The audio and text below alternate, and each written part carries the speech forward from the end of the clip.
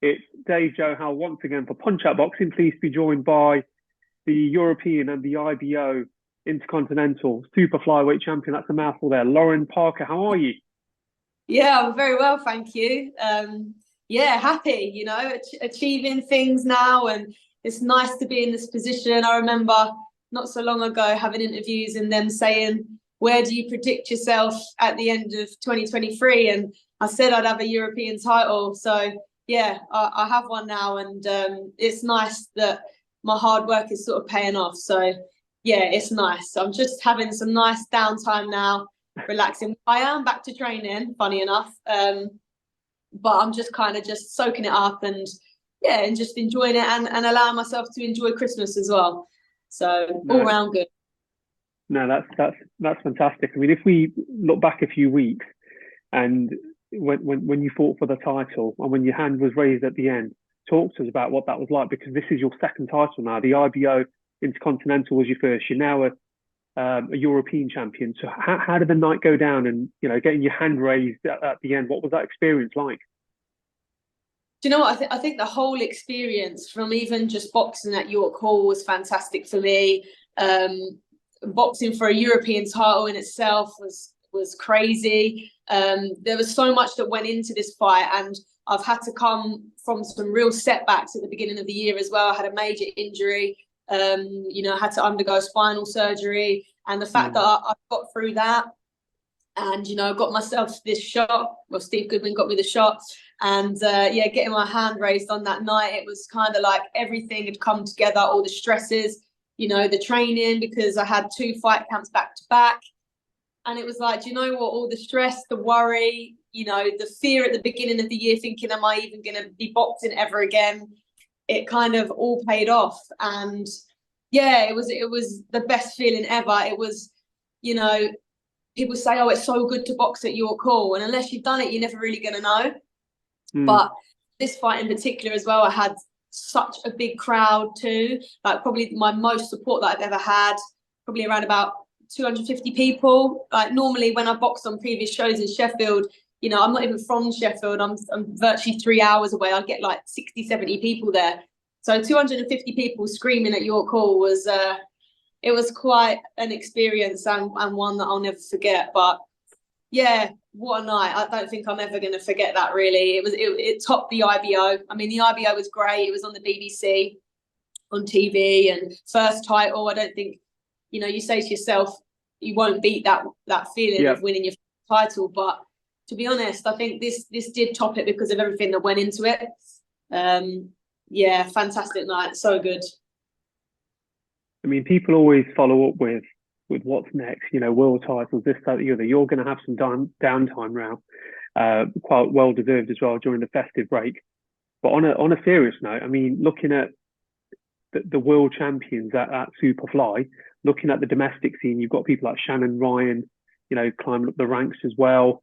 Do you feel now, with the belts that you've got, the accolades that you've got as well, and people, let's be honest, they know you because you do bits and pieces for commentary, you've done rounds with Ebanie Bridges and Raven Chapman, you're in the mix now, that next year surely it needs to, not needs to be, but surely it's going to be world title time. What's your thoughts? I mean, yeah, I think the next step really is to push on for something big, and that's always what I've wanted.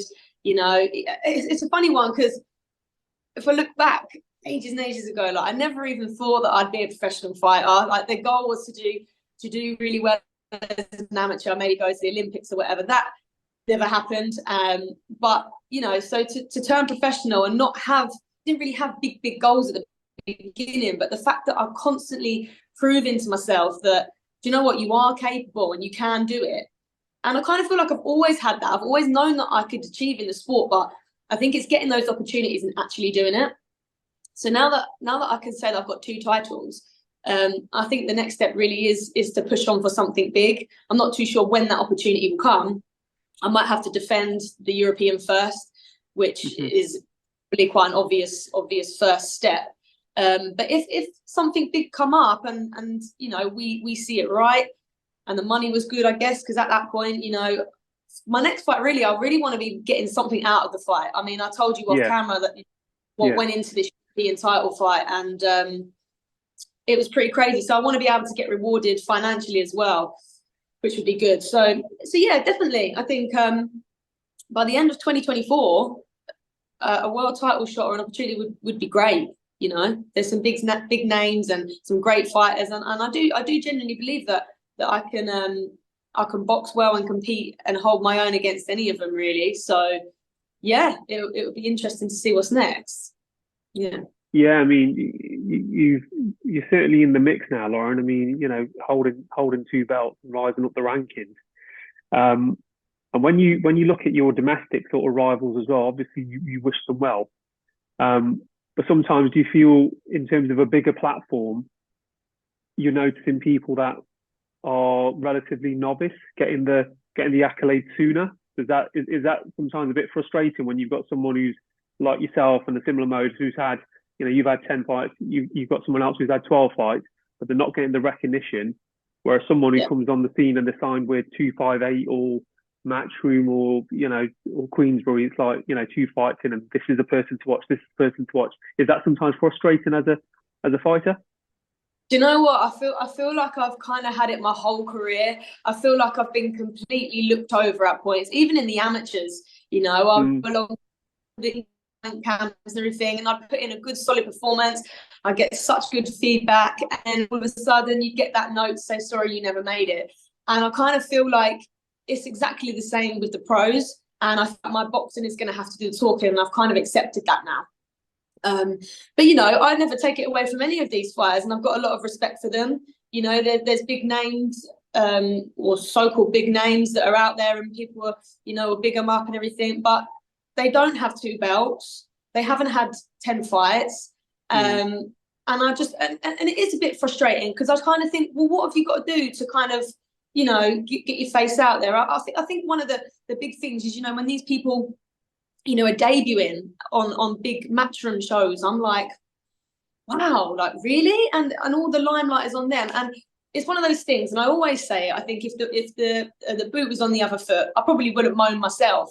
But you've got a question, but that makes me feel like I'm glad that I'm doing it this way.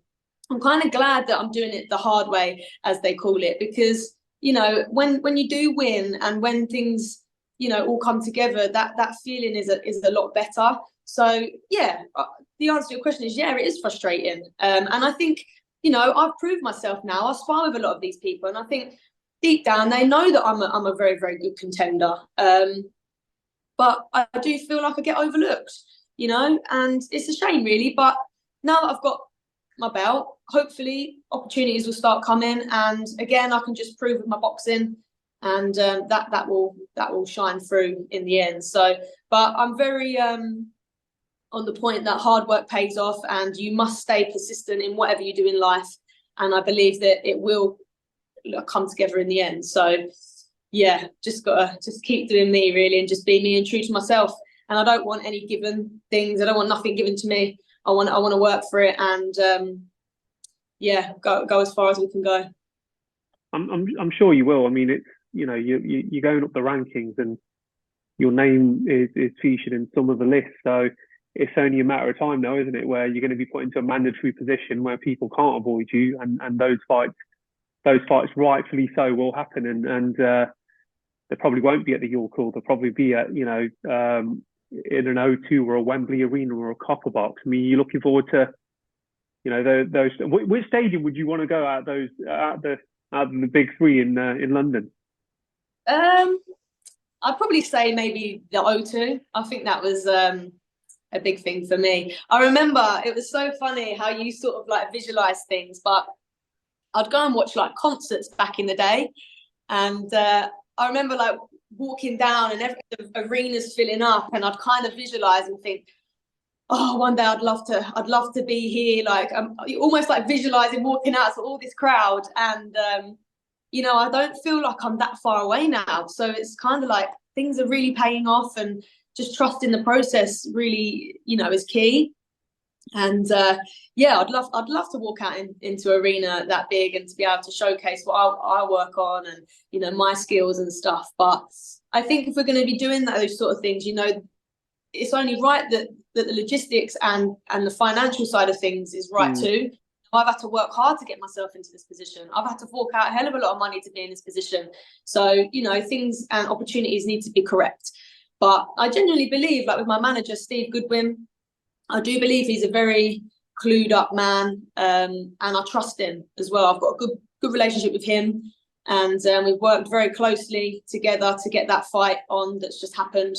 And I do believe that he's got my best interests at heart, as well as my coach as well. He wants only the best for me. He believes in me 110%. And as long as we can all come together as a unit and agree on things, then yeah, when these opportunities come, we'll be snapping them up. Yeah, I mean, Steve, quite recently, I mean, you put Linus on a massive card. Unfortunately, never went Linus's way, but the opportunities are there. So this is the thing. It's been at the right place at the right time. Just moving on to Ebanie Bridges, one of your mates. Unfortunately, lost her title a few weeks back. How is Ebanie? How is Ebanie after that? I mean, she took the loss really well. Have you reached out to her? Have you spoke to her? Yeah, I met up with her last week. She flew back from San Fran, and bless her, she messaged me straight away and was like, "Oh, do you want to meet up?" And yeah, I think as expected, she's not in a great frame of mind, but I genuinely think that she's the type of person that needs to be left to kind of deal with it on her own terms. I think if people were, you know, at her all the time, "How are you? How's this?" I think I think that doesn't always go down so well. So, you know, we had a chat, we went through certain things, you know, what went right, what went wrong for her. And yeah, I think she just needs time really just to get over it. And yeah, rubbish situation for her. You know, she's gone through a lot this year as well of her hand surgery. She's had, what did she have? I think she had 4 people pull out for this fight or whatever it was. And it was up and down, up and down. And even I think a week before, she never even knew who she was boxing, wasn't even going to go ahead. And that's tough as a fighter, you know. You train so hard, and then to continue training when you don't even know what the outcome's going to be and if you're going to fight, you've got to keep that good mental attitude. That's hard, but I think she's very good at doing it. She's been there before. But I think there was a lot of things that maybe weren't quite right for her. It's not for me to indulge in, but I believe that she will come back and she will put things right, because I think that's only in her nature. But yeah, we had a little brief catch up and stuff, and she seems okay in herself. I walked in, I was like, "Don't even look like you've been bashed, mate. You look fine." She goes, "Oh, good makeup." But nah, she looked fine, to be fair. And I said to her, "Listen, as your friend, I'm proud of you regardless, you know." A lot of people will be quick to jump at her and put her down and to, you know, not say very nice things. But, you know, even since I started sparring Ebanie for that world title, you know, we've kept a good bond. And I said to her, "Listen, I'm always going to be proud of you. I'll always be here for you. You know, I'm not someone that's going to be on your case all the time, but if you want me, you know where I am." And I think that's all I can really do, really. So I hope she'll be all right. I'm sure she will. She'll take a nice break now and come back stronger. So yeah. No, absolutely fantastic, and that's really positive to hear. So we spoke off camera regarding the big one this week, which ultimately I think you forgot that it was on at one point. But yeah, which is understandable, being so focused in your own fight. But I mean, this event, Lauren, it's absolutely huge. Matchroom, with the zone, Queensbury Promotions, Tasman Fighters, everybody coming together, which could be seen as, you know, a massive Marvel versus DC crossover, Avengers. It's huge, absolutely huge. I mean, the main sort of fight, should we just say, is Joshua versus Volin. You've also got Dubois versus Miller. Are you going to be tuning in? Are you going to be watching on early hours of Christmas Eve? What are you going to be doing? I think I've just been so kind of mentally away from boxing, even though I've been so involved in it. So I see all these things all the time, but I feel like at the moment I'm not overly tuning in. I've kind of just took a back step from it all, really, which I think is important. But yeah, listen, I was saying to my family members and that I need to get to some events. I need to get the boxing on and get like really invested in it again. So yeah, I will more than likely be tuning in. And like you said, massive event, and one that really I don't want to be missing. Now, you know, now that you've kind of brought it to the forefront again, I'm like, well, how stupid are you, lot? Of course you're going to watch it. But yeah, no, very exciting, I'm sure. And it'd be good to see Anthony Joshua back, and seeing how that all goes down. And yeah, Deontay Wilder as well. I'm looking forward to that one. Just a good event, really. 100%. Being an Arsenal fan, don't worry, this is going to go somewhere. Yeah. Yeah. So what would you rather have? Arsenal winning the Premiership? Yeah. Or Fury beating Usyk next year? Ooh. And taking all the gold. If you could have one thing. I have. Well, it's a bit of a silly question, really. I should just go bam, Arsenal straight away. Oh, that's a tough question, because obviously I'm for both, really. Oh wow. Because you're doing. I mean, they're having another fantastic season, aren't they? Yes.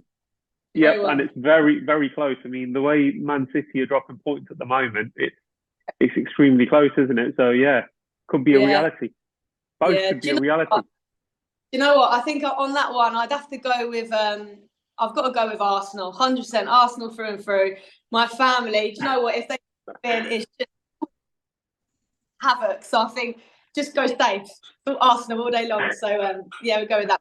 The Usyk Fury will be a good fight, and one that I really am looking forward to. You know, I'm a big Fury fan. I like him. I kind of like everything about him, really. But it's a tough one. I think it's going to go either two ways. Either Usyk will just be too skilled, where he's going to make Fury look a little bit silly. I mean, even in Fury's last performance, I actually didn't watch it, but a lot of people were saying he was flat. He weren't the Fury that we all expected. And I think if he goes in there with that approach of Usyk, it's not good. But equally, it could end up being a really messy fight. Fury kind of like smothering his work and making it hard for Usyk, and then obviously like landing the bigger punches. But yeah, it's a real 50-50 hard to call fight for me personally. So yeah, one I'm looking forward to. Not long now. Good. No, February the 17th. Before I let you go, I was just going to ask you in terms of ideally, when do you want to be out next year? What is the plan? Because we're almost into 2024. Is it looking like the summer, the layoff, or is it a case of we're gonna begin in March or Feb? Or... Yeah, well, I think for me, after having a year out, because it was 14 months prior that I hadn't boxed. Yeah, so I kind of feel like I need to get a run of fights going. I've not had the pleasure of doing that. Also with COVID, I'm back now. So I think for me, it's important to keep ticking over and just keep active. So it has briefly been spoken about that I could potentially box in March. I know that Steve's doing another Box Mania show, which would be really good, and he's trying to push that event. And so yeah, if I could get on that show and maybe just have a tick over fight, a 6-8 rounder or something like that to bridge the gap for summer, because I think maybe summer something could potentially crop up that's bigger. And I think to go another 6 months without boxing is again a long period of time. So we'll see. But I think I've got my heart set on we're going for March. Whether that's a set in stone, I don't know. But it's highly likely. So yeah, March time. Good stuff. Any sponsors you want to shout out, Lauren, or any messages? Oh, do you know what? There's so many. Like I said, there was so much money to raise for this fight. As I was telling you off camera, you know, I funded this fight myself with the help of sponsors. You know, it actually came to around about £17,000. Wow. And you know, and I've done that all myself. Something I'm very proud of. Steve, my manager, did chip in and helped out, but the majority it was me going out and getting those sponsors and getting people on board. So I did have a long list of them, and I've not got it with me, but I feel bad saying it because I might miss a couple off if I can't remember. But you know, I'll probably shout out one of my biggest ones to start with, which is New Era Fuels. They're based in Harlow, Essex. And to be honest, they really helped me out. They kind of sealed the deal and put the confidence in the fact that, you know, I can actually get this fight on UK soil. They provided me with the amount of money that I needed to call it a day and we're done and we've got the money. So they were kind of like the saviour, really. So I'll probably give them a big shout out. Obviously, Ebanie chipped in. My dad's company, he chipped in good amount of money. Yeah, lots of local companies, Wentworth Kitchens, Options Kitchens, RawSport provided me with all my supplement needs. Susie from Look Logos of Stevenage, she's great. She does all my team kit. Oh my God. Scaffold first folding sliding doors. They're based in London. Yeah, I'll tell you what we might do, and what might be better is if I give you a list, and maybe we can put it in the caption at the. Absolutely, it will be in the description, and everybody gets the. Well, I will say is a massive shout out to everybody who sponsors me. You know who you are. Without you, this fight wouldn't have happened. I've banged on at you enough now about the importance of it. But yeah, I really do thank you, and yeah, I'll be forever grateful. Yeah. Brilliant. Lauren, look, thank you for your time today. We'll be in touch, no doubt, as well. I've got a feeling we'll probably meet up at one of the shows. There's some coming up in January. But Merry Christmas from Punch Out Boxing. And to you. Hope you have a really good one. Thanks for having me on. It's good to see you again. Cheers.